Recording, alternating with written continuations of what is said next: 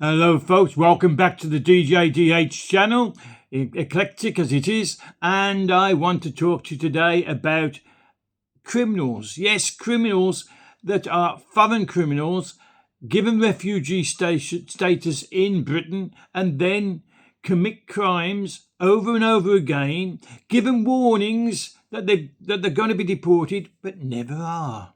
And this is one that's gone on since, I think it was 2012.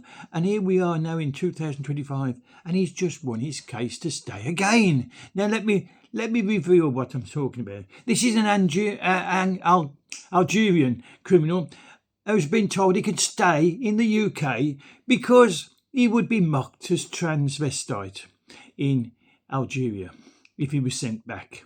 Now, the serial offender is spared deportation as the home country, Algeria, would not accept his sexuality. You know, it's these crimes that they do and then are told, well, you can stay anyway. They just blow my mind. So his home country would not accept his sexuality or his gender identity. Now, this is a convicted Algerian burglar and robber, and he's avoided deportation after claiming to be gay and transgender. He's 27 years of age.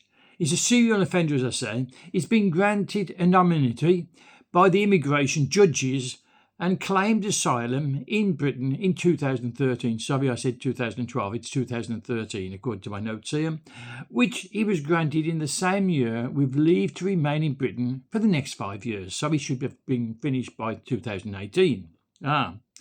But, however, over the next 7 years, he was given 5 years to stay, but 7 years later, he's committed multiple offences, including burglary, robbery, theft, assault, hate crimes, culminating in a 4-year, 3-month jail sentence. He didn't do it. Facing deportation, he appealed against his removal, which was backed by an upper immigration tribunal on the basis he's a gay man who was and is a transvestite and is or transgender, and he would face persecution if he returned to Algeria. The case disclosed court papers, I've got them, is the latest example uncovered by the Telegraph News, where illegal immigrants or convicted foreign criminals have been able to remain in the UK and halt their deportation. After being granted asylum in 2013, the Algerian went on a crime spree, spread over a 9-month period, which led to convictions for burglary, attempted burglary, threatening behaviour and theft. He was given a warning in 2015, and the warning said if he committed any further offences, he risked deportation.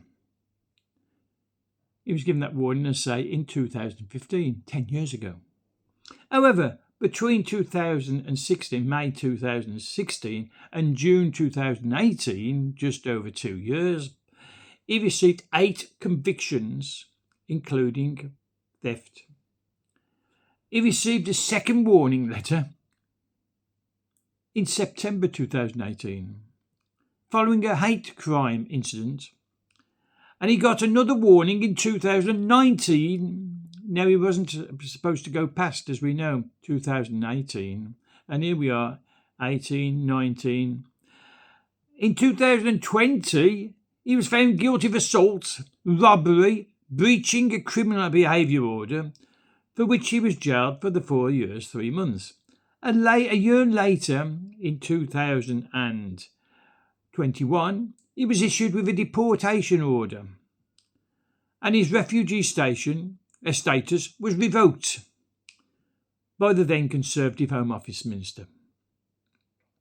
But, yes, there's always a but, isn't there? An immigration tribunal heard evidence that homosexuals in Algeria were subjected to severe societal disapproval and stigma. and a soft target for anyone wishing to harass or attack them. Now let's go back a bit. He was found guilty of assault, hate crimes, robberies, theft, and attempted burglaries, burglary, threatening behaviour. But we're worried that he might be arrested if he goes back to Algeria, his home country. Wow. This immigration tribunal was told while being homosexual is not in itself illegal in Algeria, any homosexual or bisexual in Algeria who does not conceal their sexuality is putting themselves at risk of discrimination or persecution, as well as threats of physical violence. You know, the sort of physical violence he was committing himself here in the UK. But we can't allow him to go out there and be subject to it back. This tribunal was told that while being homosexual is not itself illegal. Were he to wear women's clothes and makeup, he would certainly draw negative attention to himself. Well, then don't wear it. You're a man. And would likely be subject to ridicule. Yeah. I can agree with that. He could be likely to be subject to hostility and possible harm. You know, here we have it. It's possible. It's possible he could be ridiculed. It's possible he could face hostility. It's possible. Courts are not supposed to be directing their orders on possibilities. Courts and police act on crime. They act on what has happened, not what could happen. You can't go and arrest someone in the street because you think they could commit a crime. You arrest them when they have. And he's been arrested, he's been imprisoned, he's had 3 different warnings that he's going to be deported. And here we are in 2025. He should have gone 2018. 7 years later, when he should have gone, he's still with us, still committing crimes, still burglaries, still attacking people, still thieving. So, illegal warnings by the government, by the police, by the immigration department that you're going to be deported if you don't stop committing crimes. These warnings of imminent deportation for persistent criminal action have no consequence and are rendered meaningless drivel by our court system, which overrides decisions by the government Home Office.